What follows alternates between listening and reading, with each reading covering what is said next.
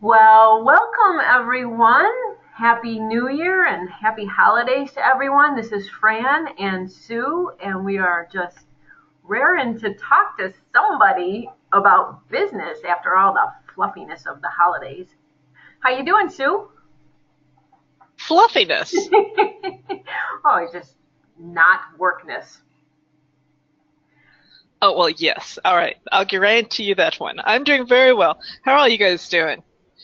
Give me a two if you actually took off time over the holidays.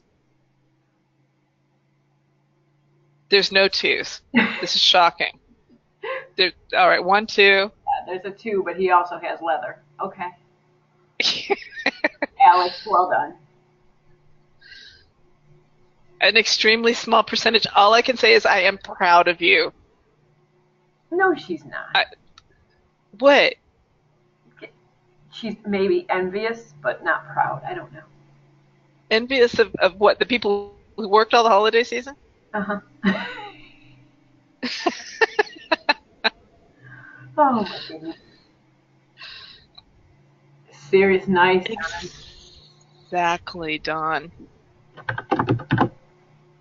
Yeah, holidays are for those who do not have an e-commerce site. Yes, exactly. And I'm curious for the ones who do have the e-commerce sites, if this is, typical of everyone. So more sales, but lower conversion, lower profits. Holiday season. Is that typical for you? Give us a one if that was typical and a three if that wasn't typical. Massive sales. Excellent.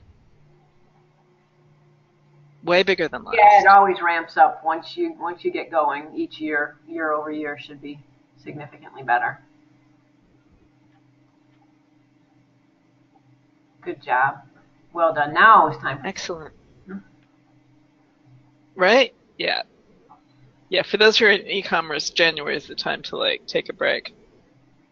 Um, so just a word of forewarning. The very last slide is about SEO. So if you're here for SEO, don't think I'm not going to cover it. Just know it's going to be at the end. And yeah. Wow. Excellent. Well done, Don.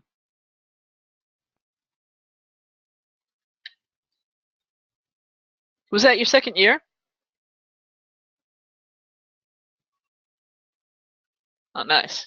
Very nice. very nice. And guys, the reason the SEO is coming at the end is because the beginning and the middle is to set the foundation for making the most out of the SEO. Everything. Yeah, everything. Exactly. Exactly. It's a new beginning. All right. So, oh, excellent. Hey, let's just see who's on the call. Give me a five if you guys are. Give me a five if you guys are um, providing services to clients. If you're agencies providing digital marketing services to clients, give me a six if you've got your own e-commerce store or you're selling your own stuff. And you can answer multiple times because a lot of people are multipreneurs. Um,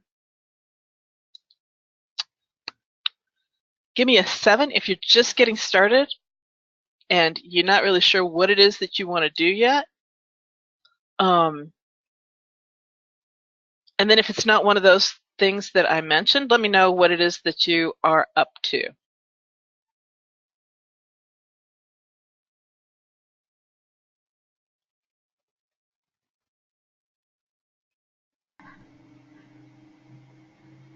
We got a good sized crowd rolling in. Yeah.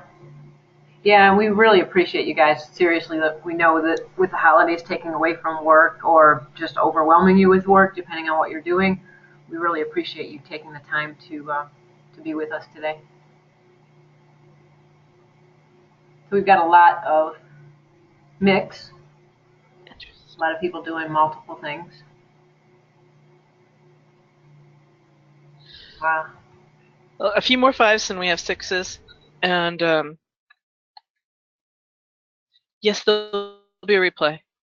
And then we've got some folks who are still trying to decide. Interesting. Yeah, and Alex, that's one of the reasons why we're offering some of the things that we are, because there's a lot of people like you that are wanting to provide services but not wanting to invest the time to fulfill. So, exactly. So I always like to take a couple, 3 days right around the beginning of the year and contemplate where I am with my business. Where I'm going, where I've been, like look for lessons learned and get a handle on where I want to go and how I want to get there. It's a moment for me, like I take the whole, it's not really like a New Year's resolution, but it is a moment of stepping back and looking at how and why I'm doing things. And there was a great joke I saw not too long ago. It was the Zen, what do you call it? GPS. And there were several little quips in the cartoon, but one of them was, the obstacle is the path. And I'm just like, yeah, if it doesn't challenge you, it doesn't change you. I can't honestly say that I look forward to challenges, but it is the challenges that bring the spice to the life. If you're not challenged, things are pretty boring, right? If you don't have something that you're accomplishing, if you don't have, like for me, just a new benchmark in a financial figure, that doesn't cut it for me. Fran will tell you most disparagingly that if I don't have a lot on my plate, I'm not a happy camper. If I don't have some radical goals and some things that I'm going after that just are way outside the box, I find life to be very boring. So I'm always looking for new and exciting, and I take this time of year to kind of re-energize and revitalize and figure out what were the real goals that happened last year. What were the obstacles that were overcome? And I look, like I don't treat anything as a failure. It's a lesson that's learned, right? And the idea of failing faster means you get to where it is that you want to be quicker. There's no way.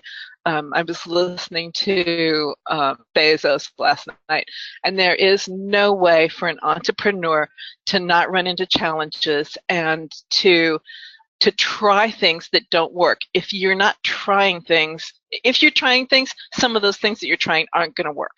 And if everything you have is working, that means you're not trying new things. And particularly when it comes to digital marketing, it's moving so fast, you got to be trying new stuff.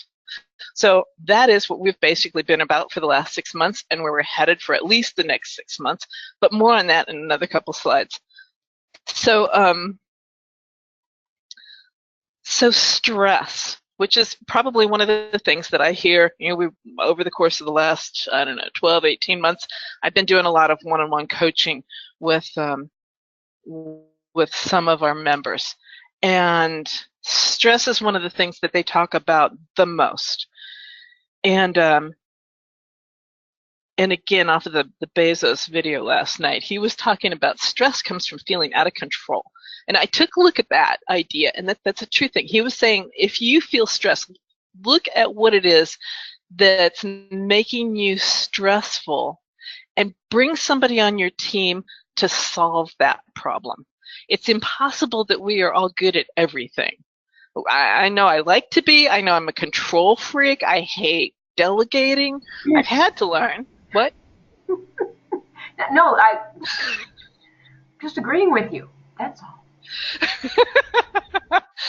But particularly those things that you're not good at, those things that bring you stress, it's a really good idea to delegate those. And I say that particularly as we move into tax time, like accounting, bookkeeping, taxes, like talk about stress. Anyway, And before we move off of Um, guys and and delegating, I just want to point out that just because you delegate doesn't mean that the first person that you delegate to is going to be the right one either. And we can go into a whole conversation about how to build the right team, but just know that that is also a learning experience and a challenge. But once you get a good fit, then that's a whole different ballgame, and it's about nurturing relationships and not just putting somebody in a hole. So, um, or trying to fill a position but not looking at the person. But I will tell you from personal experience, I've had some interesting challenges trying to delegate some things in this past year, and it taught me more about me than it did about anything. So even that was a learning experience. yeah, that's actually a crucial point. Getting the right person on the team, getting the right person to remove that stress, finding somebody that fits well with your business, and we'll talk a little bit more about that in a few minutes. But that is crucial. I frequently go through at least a half a dozen people before I find somebody that's a good fit, and even then, it might not be a good fit in the long haul. Always So renegotiate or go ahead. You're just saying, even if it's a good fit right now, you've got to always be willing to re-examine things. Exactly. So one of the things that I think is grossly overlooked is what we actually have control over. We don't have control over what the economy is going to do. We don't have control over global warming, which I can tell you for a fact because it is below freezing in Texas at the moment. We don't have control over a whole host of things that we would like to think that we have control over. And a lot of trying to control the stuff that we can't actually control is some of that white knuckling and stress causing things. But there are two really important things that you do have control over, and if you can master those two things, a lot of everything else becomes a whole lot easier. So I'm going to step outside the bounds of digital marketing for a moment and just talk about the things that we have control over. The first one are your thoughts. What it is you think. Every single thought that comes into your head, you have absolute control over, and nobody else can control it. Think about that for a second.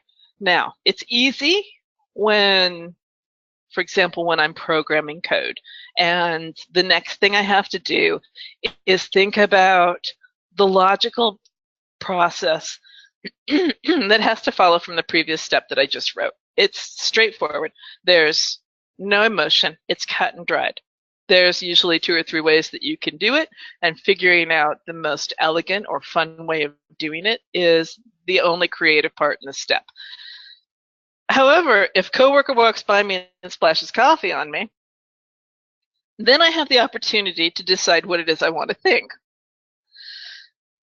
And these are the things that can really slow you down. Your reactions, your instinctual reactions to what's going on around you, whether you decide that it's good or whether you decide that it's bad, and you decide whether something's good or bad, you're going to have an emotional response to it, and that can cause your thoughts to run away.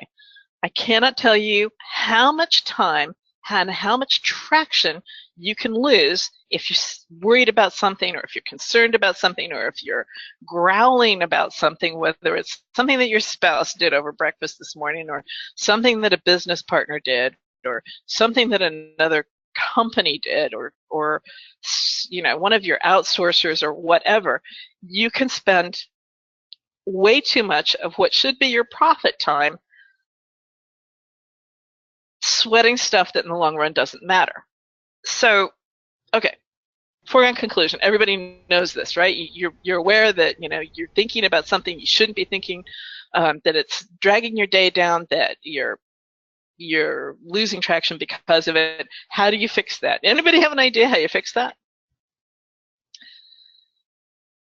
Before we go on to the solution, I would just like to point out, not that people don't know this already, but just your thoughts are not even just reactions to things that are happening. They're just it's your programming that's playing all the time. If you just notice what it is that's going on in your head, like when you wake up in the middle of the night or wee hours in the morning, when there shouldn't be anything in there except for a brand new day, a clean slate, what's going through your mind? It's the same old stuff that's been playing. Maybe the characters are different, right? But your programming is what's running your thoughts, how you see the world, and it's the same stuff. Just, different scenes, different people, different scenarios, but it's the same way of handling everything. And that's the most interesting thing to me, is if you can sit back and look at what you'd like to be thinking and what you're actually thinking and just notice it. Noticing it is the first step. That is absolutely the first step. Being aware of your thoughts, being aware of what it is that you're doing, that is the first step. If you want to be able to, I'm trying to think of a good analogy here. If you want to be able to run a marathon, running a marathon is not necessarily the easiest thing in the world. If you want to be able to run a marathon, you don't go out the day of the marathon for your first run, tie your tennis shoes on, and run down the street for your first run. It's highly advised that you practice, right? You practice anything, you get better at it. So what the trick to controlling your thoughts is practicing changing what it is that you're thinking. You practice taking the emotions that you have and nullifying them, reducing their intensity, and changing what it is that you're thinking, moving your thoughts from where they are to where you want them to be. Sometimes it's easier to move them from where they are to something else and then back to where you need for them to be. Take a little break, you walk around the block, that kind of a concept. But the more that you actively practice it, the more that you become aware of what it is you're thinking, the faster you're going to catch the fact that you're thinking thoughts that are not helpful, and the quicker you can get back on track. And so just as a point of reference, for 10 years, I actually studied mind training. And I still have moments. Sometimes I lose an entire day. It depends on how extreme the problem is. But I still have moments where an emotional disruption will throw me off track. However, 9 times out of 10, I can sit in a meeting, I can have stuff come across my desk, I can have catastrophic things happen around me, and I don't lose my cool. I just look at what it is that the situation is going on. It's just stuff, and maybe 8 times out of 10. I don't want to stretch it. I realize that it's just stuff, and I'm actively looking for how to get whatever it is back on track to where it needs to be. That's great. And also, guys, it's the awareness of what your patterns are is so powerful, because if you notice that you always interpret a certain thing a certain way, you seem to be, a victim, or people take advantage of you, or things never go right, whatever you're always and nevering about, those are patterns, programming patterns. And once you notice the patterns, you'll spot them very quickly. And when you start paying attention, and you can immediately or begin to immediately shift those thoughts. Yep. Anytime you've got an extreme that's running through your head, an adjective that's an extreme, that's a signal that you're in the middle of a track that is well worn. Those are more difficult to get out of, and those are the things that you probably need to put your attention on the quickest. I try to not think of anything in terms of good or bad, just stuff is. There's desired outcomes, but that's not necessarily good. I don't qualify anything as, I try really hard not to qualify anything as good or bad, because those are the things that get you wrapped around the axle the quickest. Yeah, and that goes back to control, because you don't really know what's good or bad for yourself or for other people necessarily. You don't know what's going to lead to what. You don't know anything about what the future is going to hold. So deciding something good or bad is just arbitrary anyway. Yep. I know we're getting a little off of, a little too far over into foofy stuff now, but this is important. This is big stuff. And it's not just about spirituality. This is about life and about improving your life. It's about business. It's everything that you touch. So let's talk about the other thing that, oh, there were pictures over there. Oops. Anyway, let's talk about the other thing that you can control. And this is where you spend or where you invest your time and energy. Everybody has 24 hours every day. Everybody's got 7 days every week. And I actually know a lot of people who feel completely victimized by how they have to spend their time. They are convinced that they have to do A, B, C, D, and E, either because of commitments or because of the way they view the world or because. They have because themselves into such a small box that they can't get out of it. They can't lift their head to see other opportunities. And just a point about that, guys, whenever anyone explains or rationalizes the why of their experience, all you're doing is reinforcing it. You're arguing for whatever it is that you don't want. Instead of fighting for what you do want, you're investing and arguing for the thing you don't want. You're just building up reasons and belief in your own body and mind. Sometimes the best thing, in fact, I would say most of the time, the best thing you can do is completely counterintuitive to what you think you need to do. I've talked about this before, probably in smaller groups, maybe only on one other webinar. Taking a few minutes to meditate every morning, particularly for the people who feel like they have no time, meditating for 30 minutes to be able to still your mind actually helps you become aware of what is important, like truly salient, and what is cruft that you're filling your head and your day with because you're in a to-do mode. Most nearly all of us, like if we do something, we get that little boost of dopamine because something was accomplished, but the doing doesn't necessarily, like you're not necessarily doing the things you truly need to do. So stepping back, that's the other reason why you should take a day off, or at least the better part of a day off every week, particularly if you think you can't. Like just take Sundays or whatever is your quietest day, turn off your phone, spend time with your family, spend time alone, and get completely out of the rut of whatever it is that your business is. Now, I won't say that to e-commerce people between Black Friday and Christmas, but the rest of the year, absolutely. Yeah, they're not in a rut then. They're in bliss. Yeah, they're full boogie mode. All right, so the why and culture of a business.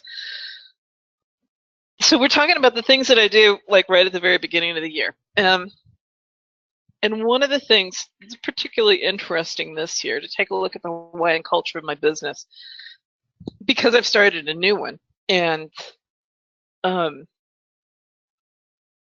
so I've kind of like gone back to why I went into business 10 plus years ago in the first place. And as you take a look at the why and culture of your business, like this, even if you have a small business, if you have crystallized in your head the why and the culture, then it brings you to a different day. It brings you to a different experience with your clients. It brings you, or with whomever you're dealing with, clients or members or whatever it is that whoever it is that you're interacting with. And like to actually get into why and culture is kind of a long conversation, much longer than I could possibly go into on this webinar.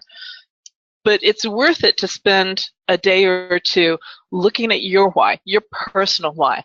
What do you want when you're there on your deathbed and you're looking back over your life?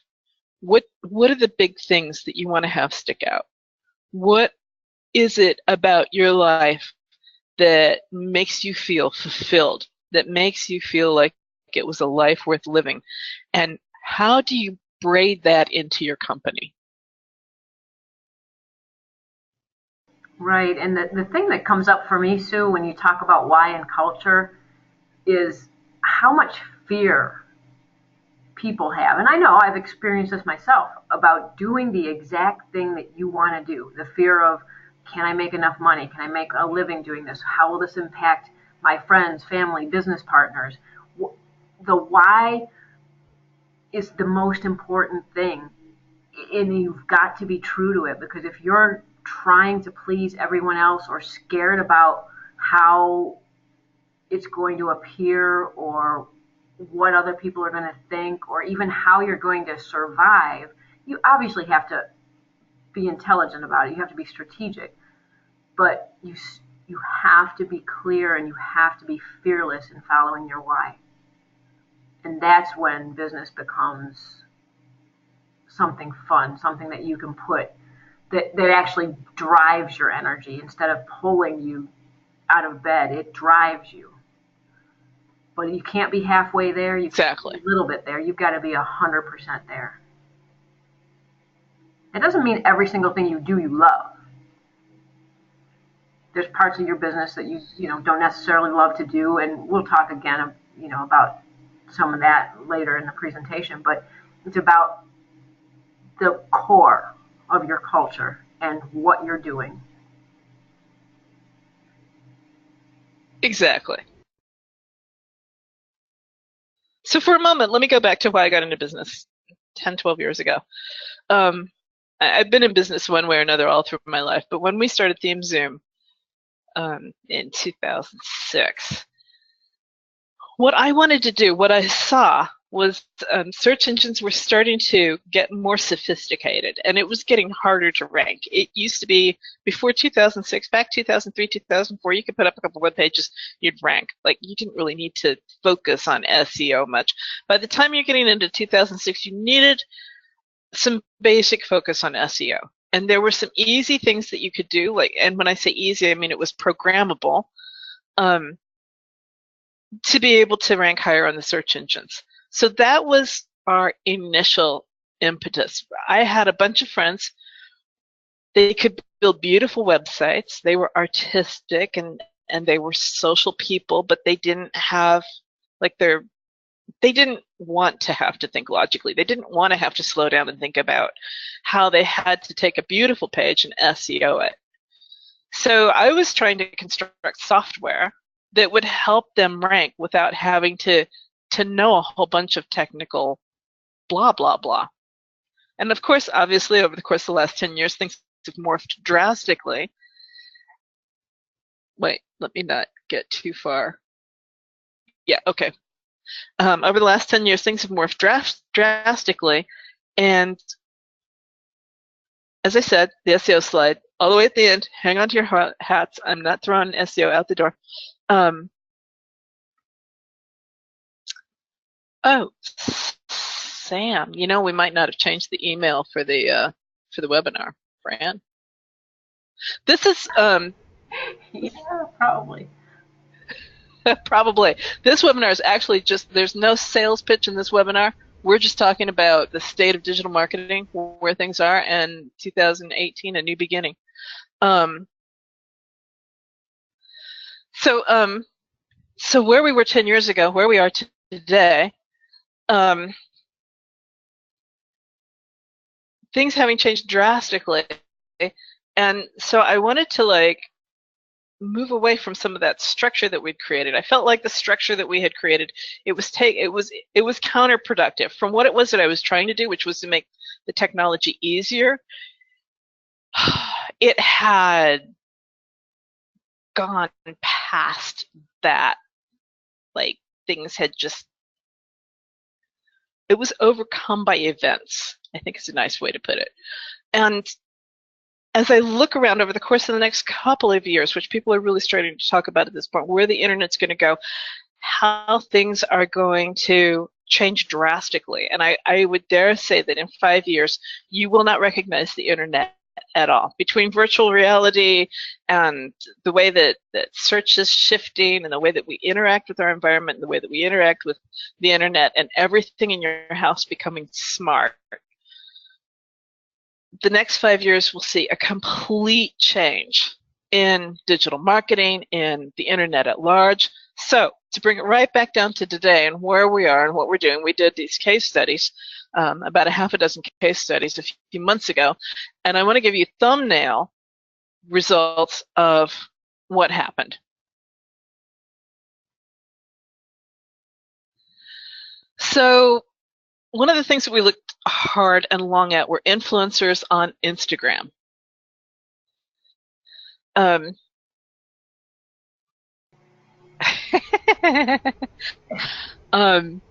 want to say one of the things that I want to try to do over the course of the next quarter is to see what it takes to actually become an influencer on Instagram. I didn't deal with them personally. Fran dealt with them, so I'm going to give you like a 2-sentence explanation from what I saw from my vantage point, and then I'm going to let her talk. Yeah. I would say that influencers at best are flaky. Well, maybe at worst are flaky.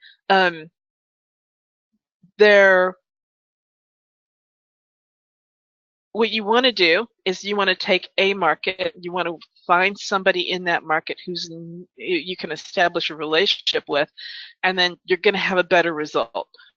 But I would have to say, like influencers have been this for at least the last 6 months and probably for the next few months. There's all of this training going on about influencers. There's all of this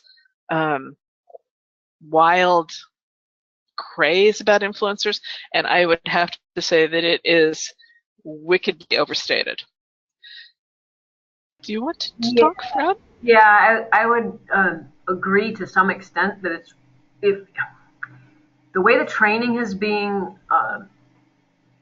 introduced, it is wickedly overstated. It's not as obvious how to maximize the influencers as people make it appear to be. So some of the takeaways, what Sue said, is the absolute takeaway. You work in a niche and you develop a relationship with a couple of good influencers that you know and that you know will be effective and that their audience is responsive, and just stick to those people. If you plan to do this for clients, even more important that you stick to a niche where you know that you're going to be able to get response from your influencer as far as them actually posting for you, actually doing what they say they're going to do.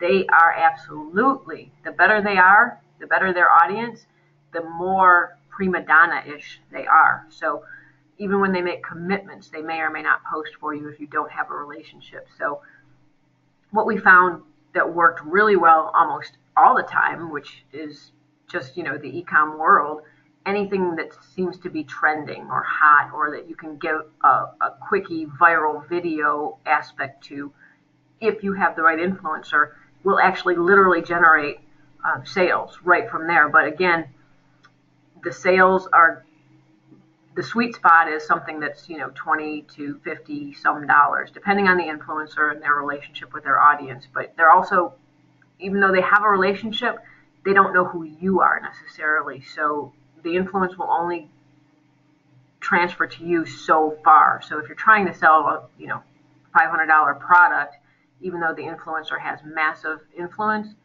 it may or may not translate to you. So the other thing that I will say that's critically important is that just because you've got a killer influencer doesn't mean you're going to sell anything or develop a list of anybody if your site or your product or your sales page, wherever you're sending them, is bad.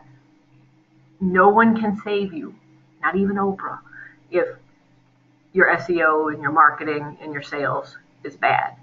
So even having the video not quite right, if it's not starting at the at the point of interest of the product. If there's too much introduction on your video, you're going to lose people in the first 3 seconds. So you just have to know some of the tricks and the niches that work. But the biggest key, stick to a niche, develop relationships with your influencers, and test. You just have to test things, just like any other marketing. Some things will go like gangbusters. That doesn't mean that the next thing that you promote with that influencer is going to go. But all in all, I think the thing I would do with Instagram, if you have a market that you can't advertise on Facebook or display ad networks like diet or something controversial, weapons, anything, not that I'm promoting that, but you can advertise on Instagram things that you can't advertise anywhere else. So if you figure out those niches on Instagram, you could make a fortune.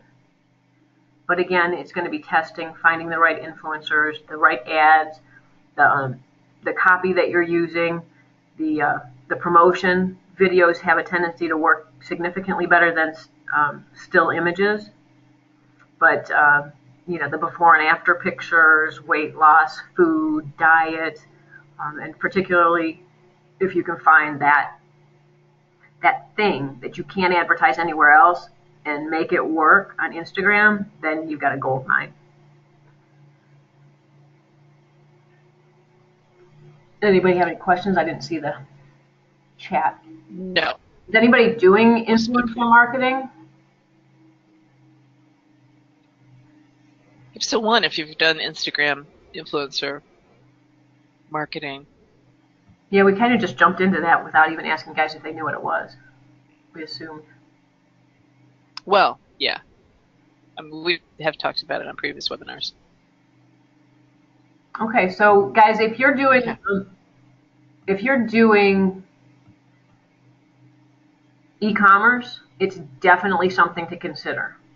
If you haven't tried it and you're doing anything in the trending products or it could be trending products, you definitely want to make it a consideration. If you're doing anything that you're having a hard time with traditional advertising because it's just not allowed, or the things that you can do with advertising are really limited, definitely consider it. Local marketing, no, not so much. No. Not really appropriate for that. Yep. There are influencers on Facebook and LinkedIn as well. Those are a different kind of strategy.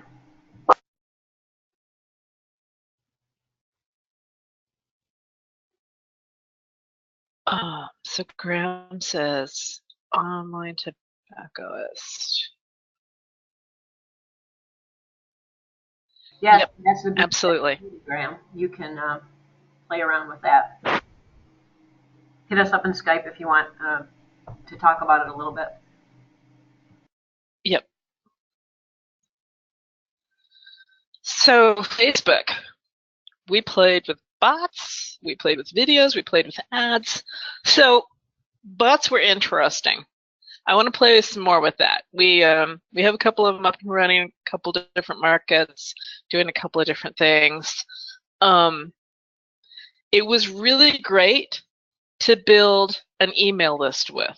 Like, it was actually absolutely fantastic, because we didn't want to lose the sale. What we were doing was we were saying opt in and you can get a coupon.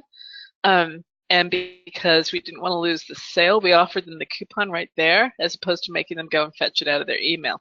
I would try that a different way, but the one thing that did give us was a whole list of emails for people who either confirmed or didn't confirm, and from that we could build a very specific audience in Facebook and retarget them very inexpensively. So I would give bots at this point 2 thumbs way up. Definitely worth investing some time and effort in playing with them. videos. I don't know if you guys were aware, but like late August, early September, I think it was, Zuckerberg talked about taking on YouTube head to head, right? So they want to become the next big video platform. And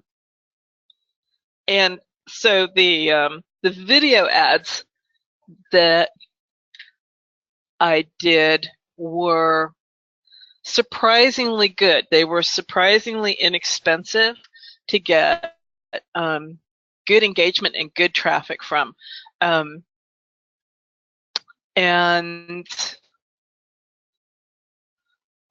like the videos that I was playing with, largely, there were a couple different kinds of videos that we wanted to try, and so far we've only done basically composite videos where you have like several stills put together. I did a few things to try and get some motion going in the videos.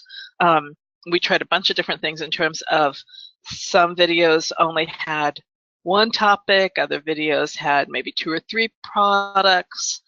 Some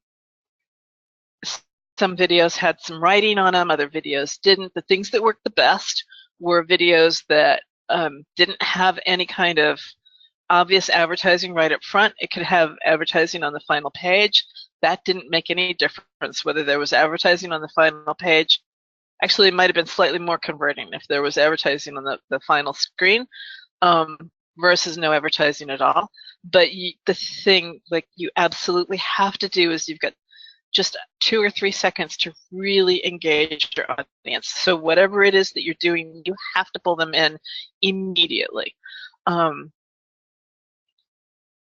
assuming that you can do that within the first couple 3 seconds, you're good to rock and roll. I would say on average, cost-wise, the videos are about 30%. Of what I'm seeing is to get traffic onto my site, cost is about 30% less overall with videos. And that basically rolls up into the ads. Like Facebook ads are, there's a bit of magic to them. I thought for a while that they were rather straightforward, but I'm starting to find out some nuances. Guys, give me a 1 if you would consider yourselves a Facebook ad beginner, a 2 if you're a Facebook ad intermediate, and a 3 if you're a Facebook ad wizard.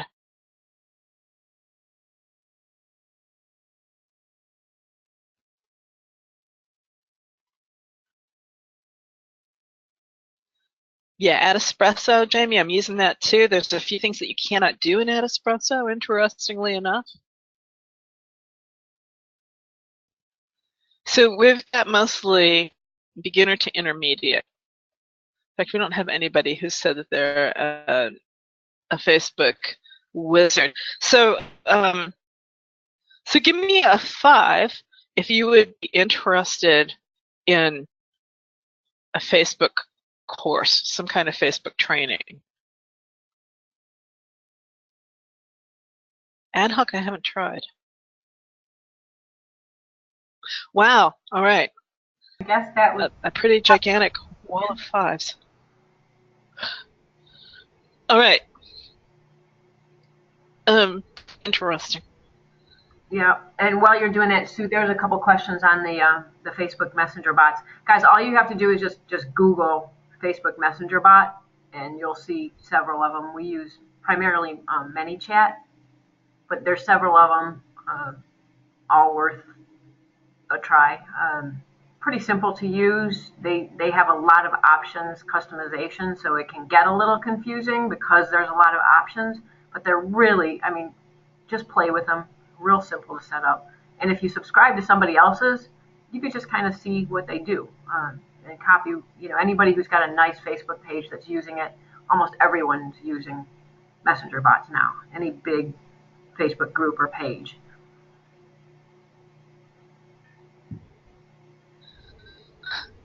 Yeah, I hear Graham on this Facebook ad courses.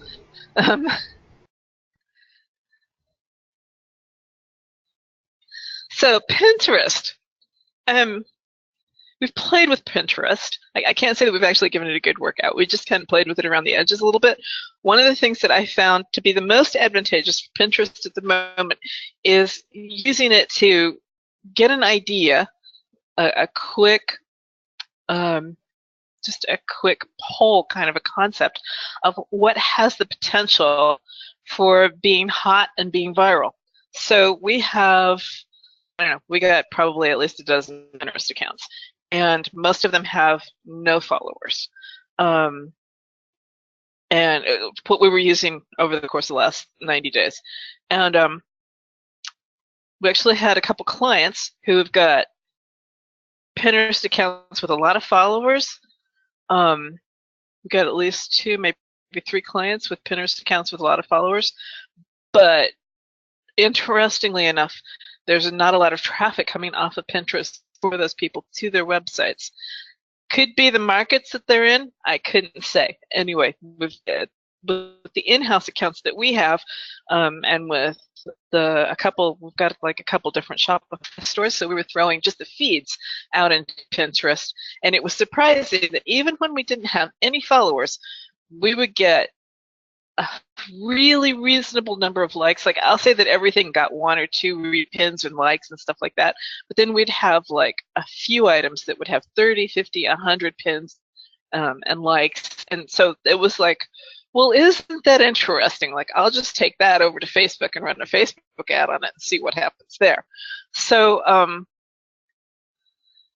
so it was helpful for me in terms of like my glory be, the team that we have that creates products or goes and finds products for us to have on our, like, they just go to town. They have found and created more products for me than I can shake a stick at.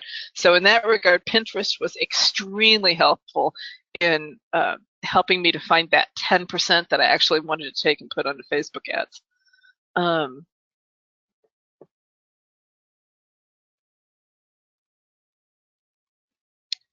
Excellent.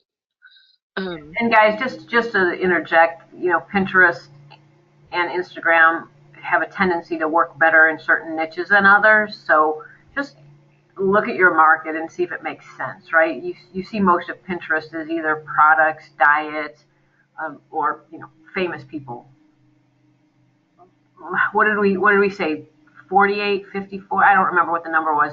Millennials are the primary user of Pinterest. Like, they're on it all 50%. Yeah, it was something like, you know, half of the market. So if you're marketing to the millennials, it's obviously a place you need to be. Yep. So what's still being tested? Oh, this is where I need my notes. Hang on. Buried. Now this is under a lot of screens. What we're planning on testing for this next quarter, things that I want to look at. I want to go full tilt boogie into YouTube. There's so many things that you can do with YouTube. Everything from streaming videos to YouTube ads to blah, blah, blah. I want to like play with all of that. All things Amazon. There's just an incredible number of ways that you can market your product on Amazon. You can either be on Amazon, you can have third-party advertising on Amazon. I want to test all of that. I want to see what's going on there.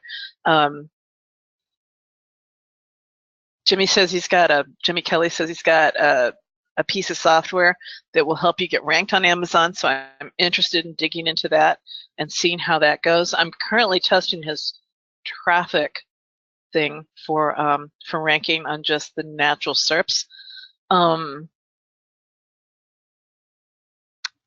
Exactly, and then Google Shopping. I need to dig further into that. We got onto Google Shopping, but there's more to that than meets the eye. And one of the other things that I want to try is DuckDuckGo in terms of paid advertising, because it's fairly inexpensive. Last time I checked, it was number 6. It was the 6th most popular search engine. Up from something like 15 the previous year. And that was 6 months ago. I don't know where it is right now. So it's definitely an up-and-coming search engine, and I know that their rates are extremely reasonable. Like, think Google in 2001 type pricing. So So those are some of the things that I want to tackle over the course of the next quarter. So let's talk for a moment about SEO.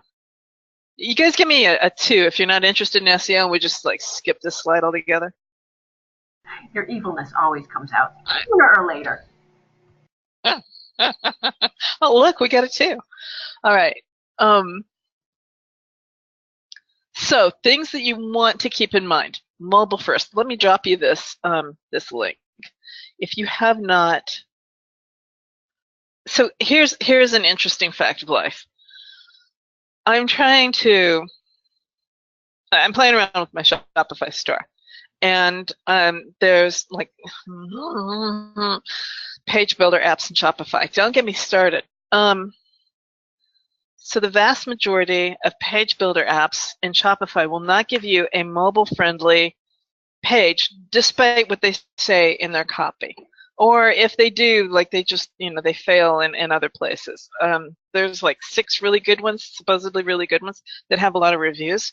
And out of that, I've got 1 or 2 that are actually like maybe stand up after my testing.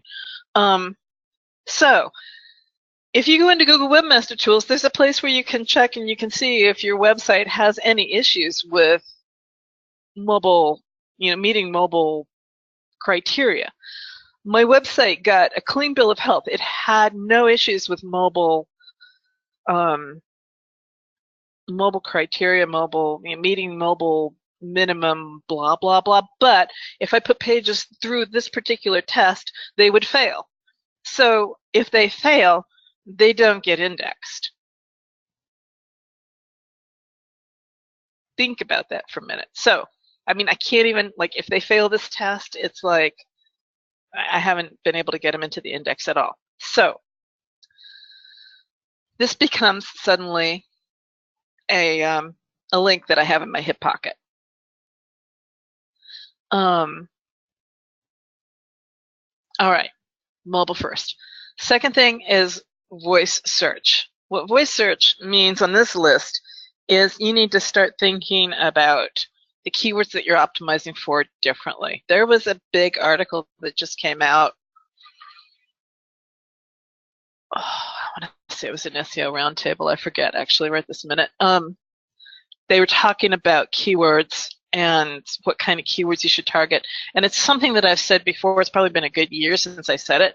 But when you're thinking about the keywords that you actually want to include on your website, the ones that you're actually going to go target, for crying out loud, like go put them into the search engine and see what the results are that are coming back for that keyword. Because a lot of times those keywords are not really your market anymore. They're either so broad or they're about something entirely different, or it's basically knowledge-based results or something that's just like you're not going to be able to get on the front page for that. So think about that. Maybe add a modifier or a qualifier or a local term to it that makes it more meaningful. I think this might have been the same article, Sue, that you were referencing, but I think it was Voice Labs. They had predicted that there will be over almost 25 million voice first devices shipped in 2017, and that just goes hand in hand with what we talked about with Amazon and all the Echo devices that they sold over Christmas or the holiday season. It's already here, guys. It is. You guys, if you have not seen this product, I just wait. I do not have, maybe I can do this. Yeah, we can do this. Pull it out into its own little browser window. So this is, let me drop a link to everybody. This is the Echo Show. It's Amazon's latest product. It's not unlike an Echo, but it's got a screen, which provides a whole lot more interface. Plus, you can hook it up to your landline, and so you can actually call people from across the room, right? You can call 911, you can call your friends, it interfaces with your phone book, blah, blah, blah. next evolution for where Amazon is taking artificial intelligence. Go take a look at the product. I was super, super, super impressed. Hang on just a second. I gotta clear my throat. And they're 2 for 1 right now. Hint, hint, Sue. Well, she's already. No, I think you save $100 on the second one. It's not quite 2 for 1, but it is 25% off or something like that. Oh, were you hinting for you? What, me? Anyone else that you thought was worthy? You know.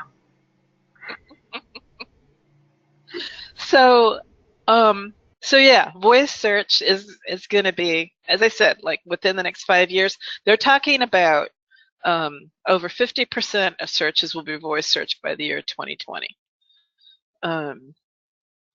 So I've actually started typing in much longer search queries because I know Google has ramped up, because I know that they've got all the artificial intelligence in there for voice search. I've actually started like doing 5, 6, 7 word queries when it's something that's a little bit more obscure, and I'm getting pretty good results. So you want to, like, long tails are not so what do I want to say here? I'm trying to think about how to say this without letting out proprietary information. Long tails are worth constructing. Just, you want to construct them out of high quality keywords. All right, so the next thing is schema/formatted text. For instance, JSON-LD. Like if you're on a blog, get a JSON-LD plugin or get some other kind of schema plugin and get your stuff semantically marked up. The other thing that's really useful is any kind of formatted text. So if you've got like tables, anything that makes it easy for the search engine to go in and figure out what it is that you're trying to get across is going to help ginormously.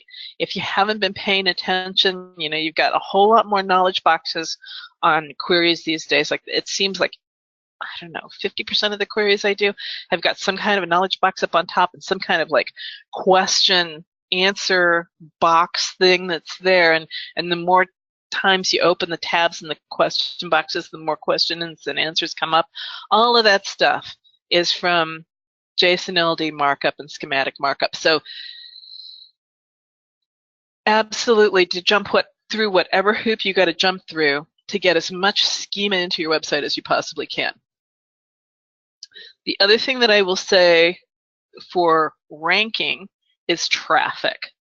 And paid traffic doesn't really count. It's got to be some kind of organic traffic. Google can tell whether the traffic coming to your site is paid or organic.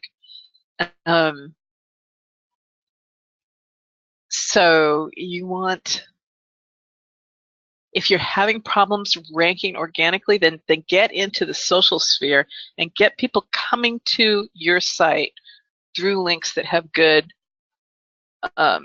anchor text on them. All right, that's my one big giveaway that I haven't ever talked about before.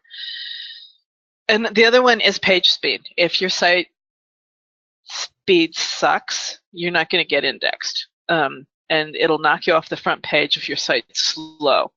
So these are the things that I've been seeing are like, that they're not just the things that are getting you onto the front page or keeping you off the front page, but they're also putting you in front of your audience, right? They're getting you into places, into boxes, and into like knowledge boxes and things that draw attention to folks.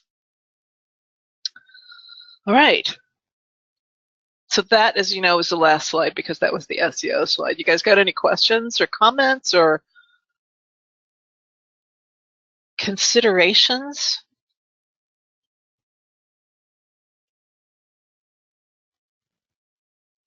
Even Fran is quiet. Dang. I was reading the question, so.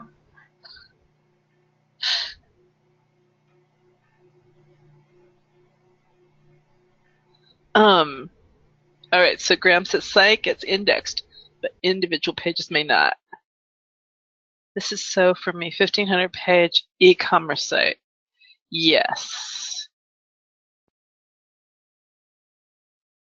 I don't know that that's a question, Fran, but yeah. Yeah. Absolutely.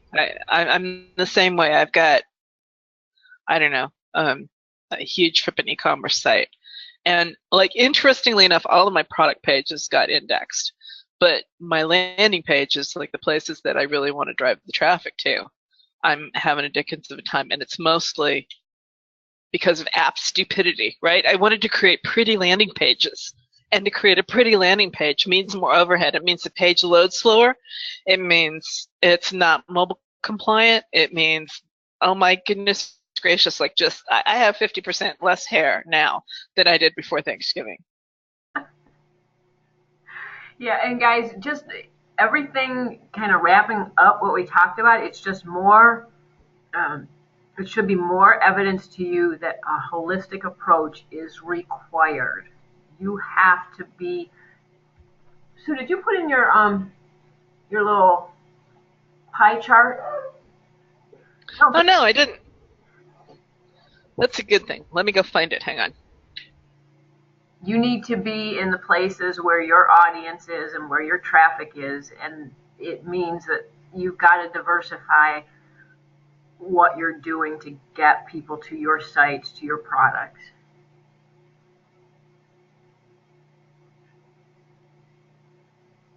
Oh, that was the thingy dingy. There we go.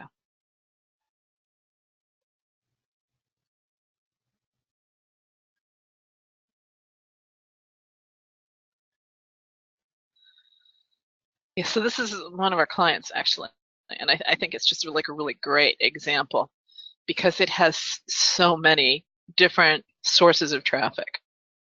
Can you make that bigger? Maybe.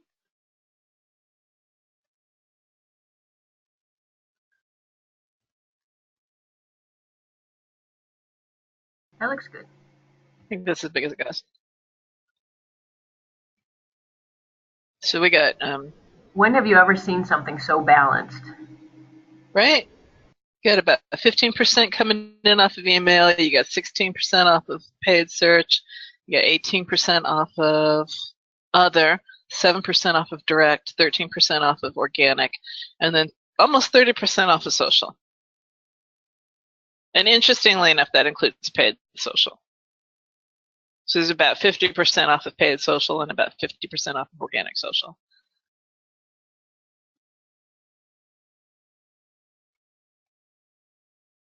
So, okay, guys, any comments, questions, concerns? Did we answer everything? Local and organic? No, this is actually national. Yeah, it's a product manufacturer.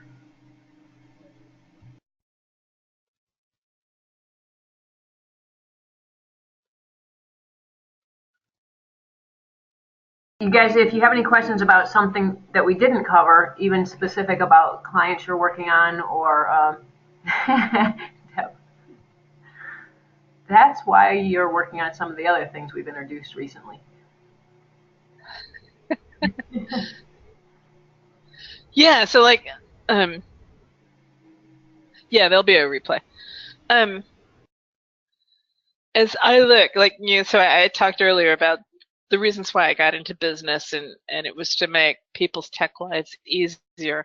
And so as I've talked to people over the course of the last year and a half, as I've done coaching and consulting, and particularly for guys who are agencies or who want to be agencies, and they're typically one-man bands, the vast majority of them. By the time they start getting bigger than a one-man band, they got their act together a little bit better. But the guys that are the one-man bands I see are the ones that are really struggling. And so that's one of the reasons why we've brought out some of the products that we've brought out over the course of the last 90 days, and that's going to be our impetus behind the products for the next 90 days. What we're looking for is stuff that's easy for you to fulfill. It's an easy foot in the door, easy sales, easy fulfillment, so that you can, guys, not just, yeah, sustainability with subscriptions, recurring subscriptions, because those are going to be the the way that you as an individual, as a single entrepreneur, can actually scale your business without having to bring on more people.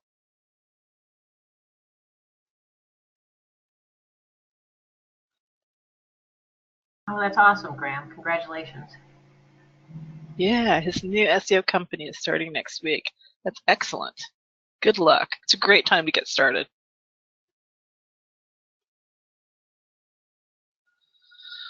All right. Well, with that, I think I will leave you good folks to a wonderful kickoff to the new year. Best of luck to everybody. I plan definite domination. Thanks, everybody. Really. Thanks, everybody. And thank you, Fran, for being my co-conspirator in all things disruptive. It has been fun. It is fun. Yeah, guys, we're going to have a fantastic 2018, all of us, and we're just we're excited about where marketing is going. I mean, this is really fun stuff. If you didn't like change before, you're just going to be forced into liking it, or Cute. Yeah. So awesome. There are quite a few people doing well with that, Ryan. We weren't planning on talking about that today, but we just, for the folks who got in with the clients, we are just about to start handing off some clients to people. So most people are just getting through their training. That's the last product that we rolled out, what she's talking about, because she didn't actually ask the question. So that's the reputation marketing product. Links to our products. Let me just make sure.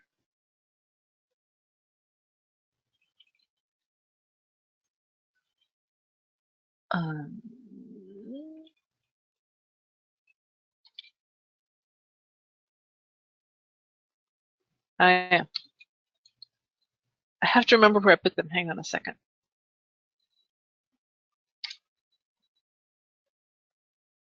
There we go. I'll drop that to everybody. So there's 2 links on there. There's the Prestige Rewards and the Reputation Marketing.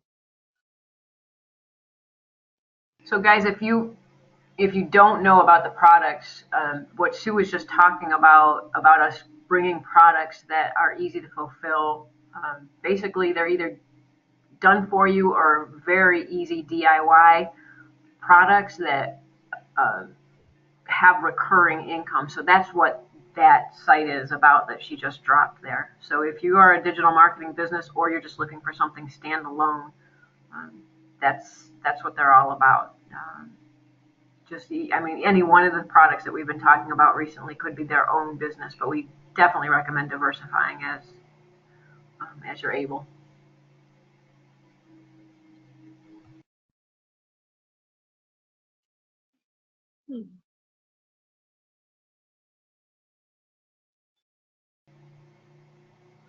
Excellent.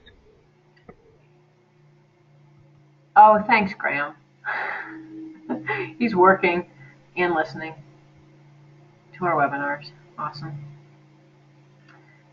The last link was a sign-up. Patrick will get you squared away on that. Oh. Can you just drop sign up? No, it's not a sign up.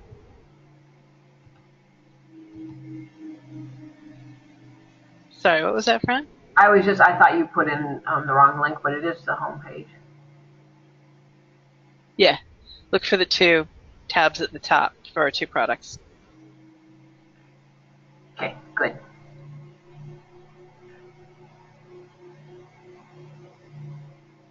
All right, guys, it looks like the questions have died down. So I'm sure, what are we going to do? Something towards the end of the month? Another webinar, Sue? Yes, we will. We will do some more evilness, and we will be back. Okay. Wow. There you go. All right. Awesome. Thanks, everybody. Have a great beginning to 2018. Let's make it devastatingly disruptive.